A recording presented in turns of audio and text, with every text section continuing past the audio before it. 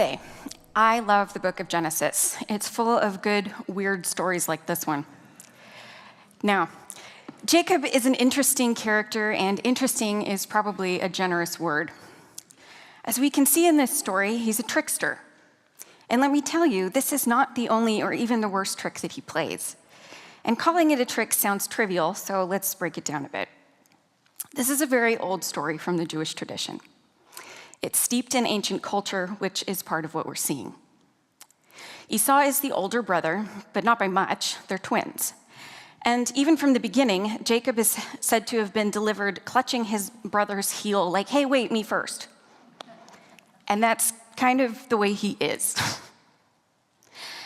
Esau, the older brother, because he was born first, is the inheritor of the majority of the family's wealth and the carrier of the name and tradition.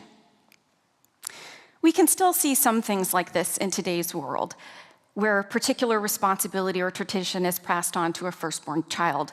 But in our culture, it's nowhere near anything like this. I'm the firstborn child in my family, and I have no anticipation that I just get everything that my parents own, and I get to mete out whatever I think is good enough to my sisters. We're gonna fight over a toaster, and that's gonna be the drama. There are also family dynamics happening in this story, and that's where we might find more similarities with our modern culture. Esau is the stereotypically masculine child. He's large, and he's covered in body hair, and he loves to go hunting and do outdoorsy things. Jacob is smaller and tends to enjoy indoor activities. Esau is daddy's favorite child, and Jacob is mommy's favorite child.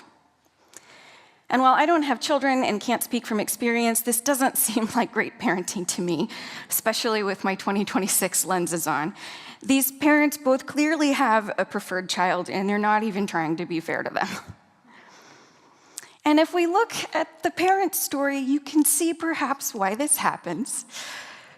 But while Jacob and Esau are twins, their parents aren't necessarily setting great examples for how they should treat each other and grow in love as brothers. So this fairly dysfunctional, though great in many ways, family continues in its dysfunction. Now, I didn't grow up in a church, but I have heard it said that this story is often presented as if Esau is the careless guy who's willing to just throw his whole life away because he's a bit hungry, and that Jacob, therefore, is more deserving of the inheritance because he actually cares. And I think that one of the great things about growing up unchurched is that I've had the ability to read the Bible without any idea in my head of what a story is supposed to mean, because no one told me that stuff before I read it. Many of us have been told what these stories mean and weren't given the ability to think about these messages ourselves. And I have to say, I don't think Jacob sounds like a great guy in these stories. He looks like a scammer. He keeps tricking people into doing what he wants until God, down the line in these stories, literally beats him up and changes his name, compelling him to live differently. Again, these stories are ancient and weird. But Jacob is kind of a mess, especially through our modern lenses. But if I keep those lenses on, it also sort of makes sense.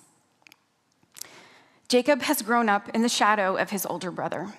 And in this patriarchal society in which their father, Isaac, is both the leader of their household and their faith, Jacob has to listen to him praising Esau all day, every day, for things Jacob doesn't feel like he can live up to.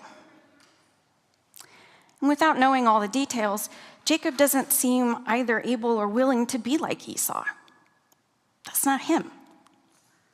He seems to spend his energy on different things, perhaps things that are seen as feminine in this context. He hangs out with his mom, he cooks, maybe he likes to read or sew. These boys, though twins, are very different. And instead of celebrating the ways that these boys offer different things to the world, their parents seemingly pit them against each other. It's honestly kind of hard to look at. So with all these head games these parents are playing, Jacob becomes angry. Esau has what he wants, and so he tricks him out of it.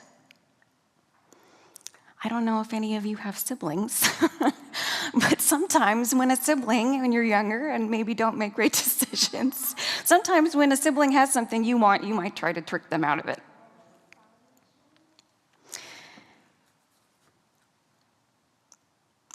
But this trick is going to be a source of family pain and drama for decades to come. So my question today is, what is our inheritance? And I think that question is more complicated than it seems on the surface. Jacob steals his brother's inheritance.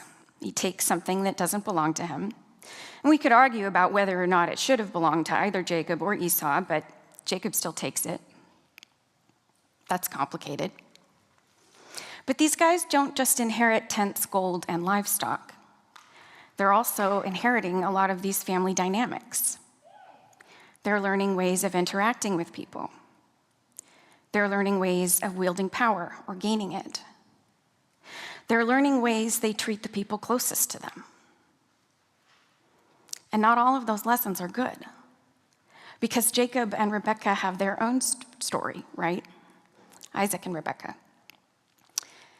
And one of the things that happens throughout these generations of family told in these ancient stories collected in Genesis is that history repeats itself. These family patterns continue. And some of that is literary, for sure. But some of it was likely real. I don't know about you all, but I often find myself repeating things I was taught. Not always explicitly taught, mind you, but behaviors and ways of being that were demonstrated to me throughout my life. Ways of dealing with problems, ways of talking to people. And sometimes those things aren't great. And I don't mean to poo-poo my upbringing, not to badmouth our biblical ancestors, but I do think my parents did a better job. But not everything came from my parents. And while my parents and my grandparents and my aunties and my uncles and teachers and friends and all of the people that helped create who I am are good people, none of them are perfect. And we have a whole social media landscape to contend with today, too, that Esau and Jacob didn't have to deal with. We absorb so much from our own individual worlds, and not all of it is good. And so I'm not perfect. None of us are. I've treated people in ways I regret. I've said things I wish I could take back. Jacob and Esau's story goes on to get more difficult before they reconcile. It takes decades for them to mend their relationship. And before that, like I said, God literally needs to knock some sense into Jacob. It's a weird story, but there's truth in it. We just passed a big milestone in our national history, and I've been thinking a lot about what that inheritance looks like, especially for someone like me, someone who experiences a lot of privilege in this country. I'm white, I'm educated, I'm financially secure, I live in a monogamous straight relationship, I identify as the gender I was assigned at birth, I'm documented, and my family has lived here for many generations. Those are privileges I'm granted in ways that I'm treated in society, based on all of those things, none of which I earned. Maybe the education I earned. But people helped pay for that. My parents, my spouse. I have systems of support. And even if they didn't pay for it, they paid for food when I was in school. I had a system of support that not everyone has. My father's side of the family is LDS and has been for generations, since before the migration to the Salt Lake. And so without knowing the specifics of their lives or who they were, I have to imagine that some of those folks might have taken things that didn't belong to them, because that's a lot of what Western migration was. That's what colonialism was and is. We just celebrated the signing of the Declaration of Independence, and many of those signers were Congregationalists. Many of the original signers of this land were those Puritans, the beginnings of our spiritual tradition. This right here is what became of that tradition, the United Church of Christ. I'm going to recall a phrase that Pastor Dave used in his sermon last week. Not at fault, but always responsible. I think that's the kind of attitude we have to take on when it comes to the actions of our ancestors. And as Pastor Dave said, it's the attitude we should have as people of faith. We may not be at fault for things happening in the world, but it is always our responsibility as the people here now to confront the ways we do things wrong and to make this world better, to be a force for, as Dave also usually says at the beginning of services, reconciliation, justice, peace, and joy. And I think our denomination has done a good job of demonstrating what that looks like. What it looks like to acknowledge painful aspects of our history, those times we collectively have done and said things we regret, when we have taken the inheritance of others and claimed it as our own, when we have oppressed others in the name of our liberating God. The UCC has tried to turn that learning into acts of solidarity, into reconciliation efforts, into advocacy for future generations so that history will stop repeating itself. Because as a Christian, to bring it back to Jesus, I think that's much of what our tradition is about, breaking tradition. Jesus was a Jew who, like many at the time, was unhappy with the ways his tradition was hurting people and adhering to laws that were somewhat arbitrary and could hurt people if they weren't applied thoughtfully and with love as a primary goal. He came to break the wheel, to keep it from turning and repeating the same motions, to disrupt the ways that things were going with radical, subversive acts, gatherings of people who were not supposed to gather together, parading through the Capitol on a donkey, upturning money exchange tables at the temple, rebelling against Sabbath laws, creating communities of healing, inclusion, and care that did not rely on the corrupt systems in place. But now I'm getting way ahead of the story, like millennia. So let's get back to Jacob and Esau. Brothers growing up in a family that is pitting them against each other, asking them to compete rather than to cooperate. And so they do. Jacob takes from his brother what he thinks he can get away with, and he does. And it takes him a long time to realize the error of his ways. Things between them get worse before they get better. But they do get better. It takes a long time. It takes Jacob getting a bit of his own medicine and getting tricked by others. It takes God wrestling with him. But he finds humility and forgiveness. Where do we need those things in our lives, in our communities?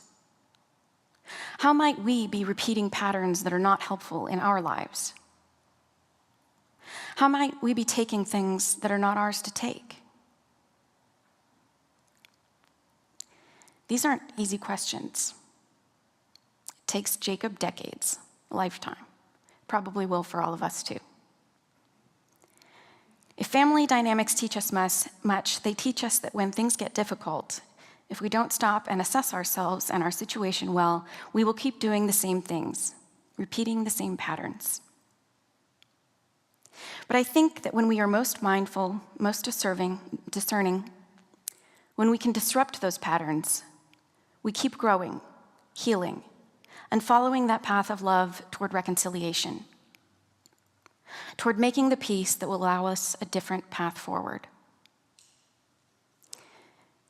In the words of Ian Van Sant, we need to be clear enough, grounded enough, centered enough to say, how am I going to handle it this time?